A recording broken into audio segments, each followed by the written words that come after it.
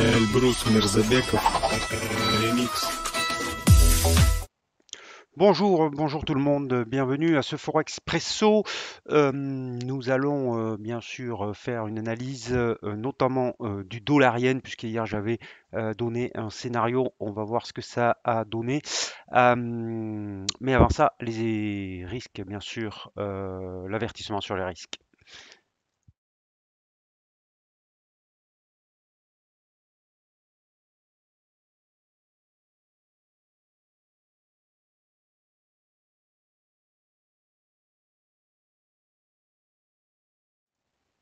Alors, nous avons une hausse du dollar actuellement, une hausse du dollar yen, on va le voir, une hausse du dollar contre l'euro.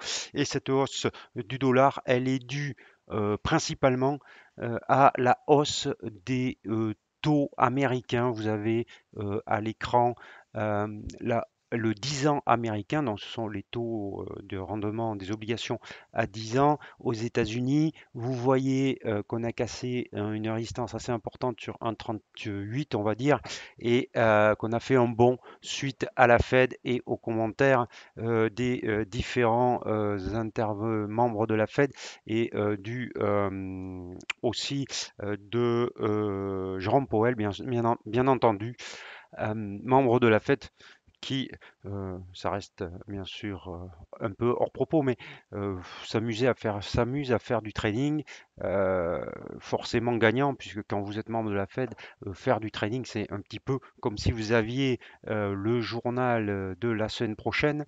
C'est un petit peu hallucinant qu'ils pouvaient faire ça. Pourquoi je vous dis ça? Parce qu'il y a deux membres apparemment qui vont quitter le board, et c'était plutôt deux membres au quiche. Donc, est-ce que ça va changer quelque chose? Je n'en sais rien. Peut-être pas sur la politique de la Fed, mais en tout cas, ça fait partie de l'actualité. Donc, si vous voulez gagner à chaque coup, vous faites élire à la Fed, vous faites du training. Et enfin, c'est un peu tard maintenant, puisqu'apparemment, ils vont quand même limiter tout ça. Donc, les taux à 10 ans, pour en revenir au marché, augmentent. Et bien entendu, vous avez une augmentation du dollar. Vous le voyez ici à l'écran, l'indice dollar qui se rapproche d'une résistance à 93,73 aujourd'hui, très haute. Donc au plus haut de l'année, quasiment.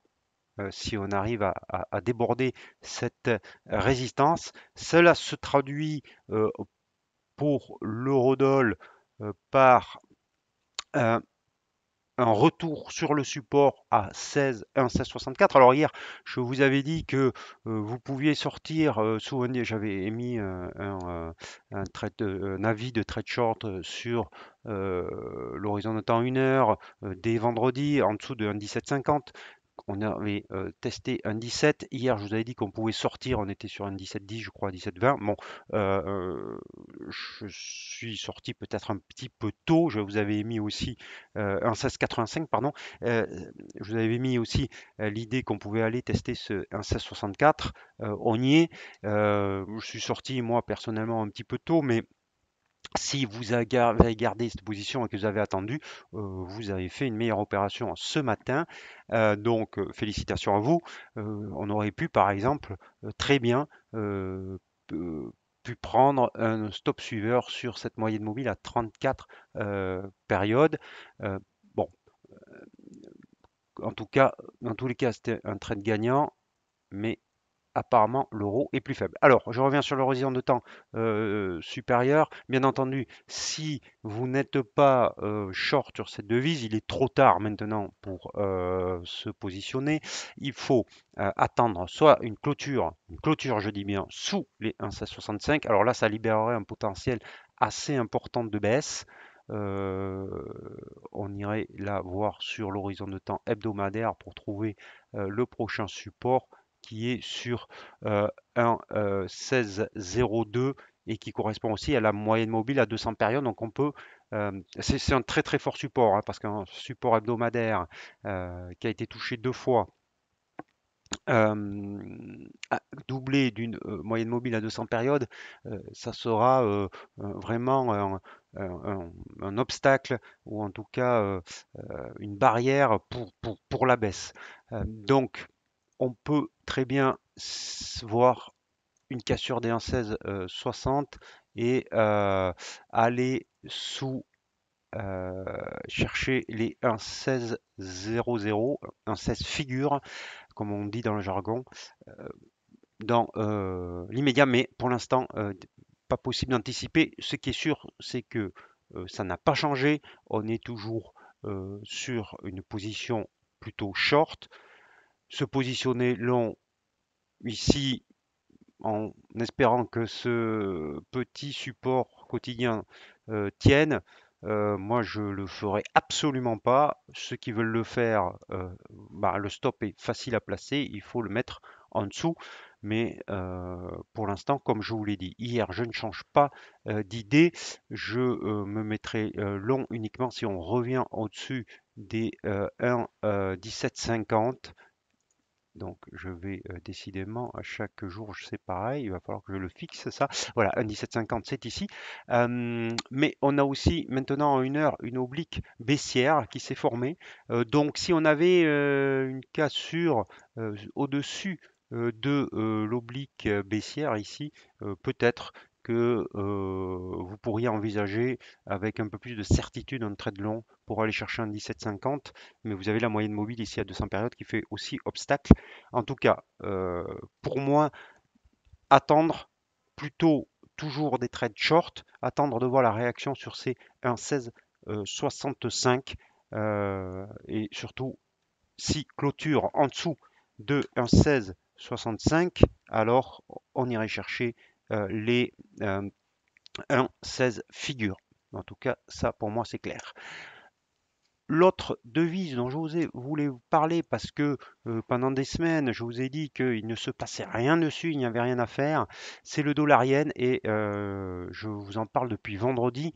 Le dollar yen, comme un volcan éteint, s'est réveillé fortement. Je vous ai dit hier que la cassure des 110,80 a engendré un potentiel de hausse supérieur. Si vous passez sur l'horizon de temps, 1 heure, hier je vous ai dit que la cassure des 110,80, puisqu'on était là quand j'ai fait l'émission, il fallait attendre un scénario d'un retour sur un pullback et pour se positionner, attendre une bougie haussière. Et ben, c'est exactement le scénario qui s'est produit. On est revenu à 16 heures sur l'ancienne résistance qui devient support et on a eu une bougie verte. Donc là, il y avait le signal d'achat confirmé et aujourd'hui, on est 45 points plus haut. Donc, vous pouvez être long. Je vais vous donner l'objectif. Pour moi, bien sûr, ça serait le plus haut annuel ici, 111,66. On s'en rapproche. Puis les plus hauts de 2020, 112,23. Alors je pense que ça va être difficile que l'on casse directement, que l'on franchit directement ces deux résistances, surtout la seconde. Ceci parce que quand on va y arriver, surtout si on y va directement, le RSI sera en zone de surachat, donc il y aura peut-être une petite respiration au contact de cette deuxième résistance. En tout cas, on n'en est pas encore là. Si vous avez suivi l'avis hier positif qui s'est donc confirmé, vous êtes long. L'objectif, pour moi, je sortirai une demi-position sur 111,66. Je garderai l'autre moitié de position avec objectif 112,23 ou alors vous pouvez garder la position entière et mettre un stop suiveur sous clôture sous la moyenne mobile à 13 périodes qui vous permettra de euh, conserver de conserver vos gains, votre potentiel de gain. Voilà, vous avez deux méthodes, vous pouvez les mixer aussi, hein, et qui, en tout cas, ce trade était tout à fait profitable et le scénario s'est réalisé parfaitement. On va faire le tour des autres devises avec la UD. La UD, donc je vous ai dit, hein, la UD sous cette oblique baissière, trait de baissier, ça reste fragile. Aujourd'hui, on a quand même une longue, un long chandelier baissier. C'est dû à la force du dollar, bien sûr, mais on reste au-dessus de ce support dont je vous ai parlé à plusieurs reprises ici, à 112,20. Ici, je ne sais pas pourquoi tous mes supports se sont effacés. 0,112, 20, voilà. Donc, tant qu'on n'a pas de clôture en dessous, pas de trade short pour moi en tout cas. Hop, on va aller sur l'AUD yen. Euh, Excusez-moi, voilà. L'AUD yen ici. Bon, il se passe pas grand-chose. On a ici quand même un chandelier qui se clôture comme ça ce soir à une longue mèche haute. Sur les devises contre euro, sur l'euro AUD, il ne se passe pas grand-chose. Sur l'euro suisse non plus. On est sur les mêmes niveaux qu'hier. Sur l'euro livre, on teste à nouveau la moyenne mobile à 200 périodes qui a barré pour l'instant toutes les tentatives de hausse. Donc à surveiller si jamais on avait une clôture au-dessus de cette moyenne mobile. Pour l'instant, c'est un peu prématuré, mais on a quand même un chandelier assez positif ici.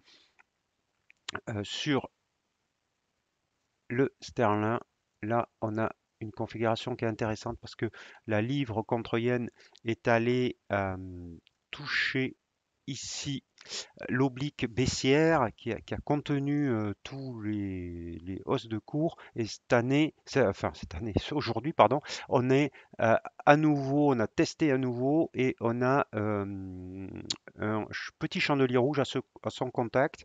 Donc, attendre la clôture ce soir, on en reparlera demain, mais on pourrait très bien avoir un scénario de ce type ici. Voilà. Euh, et avec ici une position vendeuse si l'aventure ont passé sous la moyenne mobile à 200 périodes sur l'horizon de temps, donc 1 heure, l'horizon de temps inférieur à voir. Le kiwi maintenant, le kiwi, eh ben, il baisse. Alors là, je vous ai dit que j'aimais pas le shorter, mais là, pour le coup, il donne vraiment des signaux très baissiers. Euh, donc moi, je le shorterai pas pour toutes les raisons que je vous ai évoquées, mais malgré tout, ça serait tout à fait compréhensible que l'on shorte le kiwi actuellement, parce qu'aujourd'hui, on a quand même un long chandelier baissier et on pourrait très bien revenir sur 0,69. Euh, voilà, on pourrait par exemple profiter, vous voyez, d'un retour sur le support ici, puisqu'on est, on est en survente hein, ici. Donc, bon, c'est compliqué de se mettre short là quand on est aussi survendu, même si le fait qu'on soit en survente ne présage pas un retournement, loin de là. Mais on pourrait avoir peut-être un petit rebond, et si jamais cet ancien support servait de résistance et on avait une bougie rouge à son contact, dans ce cas-là, ça serait tout à fait compréhensible qu'on se positionne à la baisse, donc sous 0,6985 à surveiller. Donc, si jamais vous voulez rentrer short sur le kiwi, en tout cas, c'est le sens de l'histoire pour l'instant. On va ensuite aller voir le dollar suisse. Alors, le dollar suisse, il a un petit peu la même caractéristique que le dollar yen. En fait, le dollar yen, il monte parce que il y a un différentiel de taux un différentiel de politique monétaire entre le Japon et les États-Unis qui s'élargit et qui est favorable aux taux américains, les taux japonais restant très bas. Donc, c'est pour cela qu'on a une faiblesse du yen. Le franc suisse aussi a la caractéristique d'avoir des taux très bas. Donc, le Suisse subit aussi et le dollar suisse devient haussier. On est au-dessus de la moyenne mobile à 13 et 34 périodes et au-dessus de l'oblique haussière. Donc on pourrait là aussi très bien revenir sur cette résistance ici à 0,9333, en tout cas sur le plus haut du 20 septembre. Si on regarde sur l'horizon de temps 1 heure, vous voyez on a quand même des plus bas, plus hauts, ici, ici, ici, même ici. Euh, donc, on est au-dessus des moyennes mobiles 13,34 qui sont ascendantes en 1 heure. On pourrait donc avoir une hausse. Ceci étant, je pense qu'il vaut mieux privilégier le dollar yen que le dollar suisse. Le dollar yen semble plus fort que le dollar suisse actuellement. Alors c'est dû à une chose assez simple, c'est que les indices boursiers aujourd'hui sont un petit peu fragiles et donc les devises refuges comme le yen, le suisse sont un petit peu recherchées. Donc ça atténue cette hausse. Mais si jamais les indices se stabilisaient, on pourrait très bien avoir une hausse du dollar suisse dans la foulée du dollar yen. En tout cas, le sens est clairement à la hausse sur cette devise. Et on va finir avec le dollar contre dollar canadien, le loonie. Là, il ne se passe pas grand-chose. On est coincé entre la moyenne mobile à 34 périodes et la moyenne mobile à 200 périodes. Voilà ce qu'on pouvait dire aujourd'hui. Je fais un petit résumé. Donc, surveillez bien sûr sur l'eurodoll 1,1665. Sur l'euro-dollar-yen, objectif 166, 112, 23, même si vous êtes rentré comme le scénario que j'avais exposé hier qui s'est réalisé sur, euh, sur cette paire de devises. Sinon, sur les autres, il faut surveiller les niveaux dont je vous ai parlé, mais ce qui va se jouer dans les prochaines heures, il y a la confiance des consommateurs à 16 heures aux États-Unis, c'est la résistance du dollar. Est-ce que le dollar va franchir les 93,73 et entraîner le dollar yen, le dollar suisse à la hausse et l'euro-dollar à la baisse sous ce support important qui pourrait l'amener vers 1,16. Donc surveillez bien ce point-là. Attention aux chiffres donc, à 16 heures qui pourraient être déterminants. En tout cas, je vous souhaite de très bons trades. N'oubliez pas vos stop loss. À demain.